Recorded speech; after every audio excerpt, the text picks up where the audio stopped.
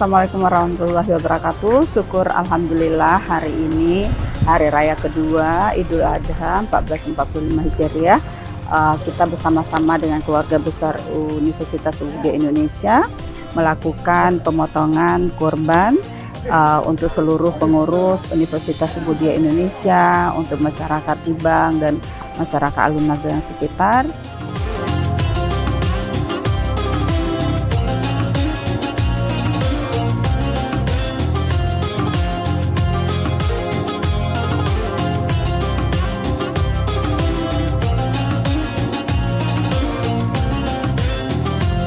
Kami berharap mudah-mudahan kegiatan yang seperti ini dapat memberi manfaat bagi mereka, dan bagi kami juga akan menjadikan agenda seperti ini merupakan agenda tahunan setiap tahun dari Universitas Ubudiyah Indonesia.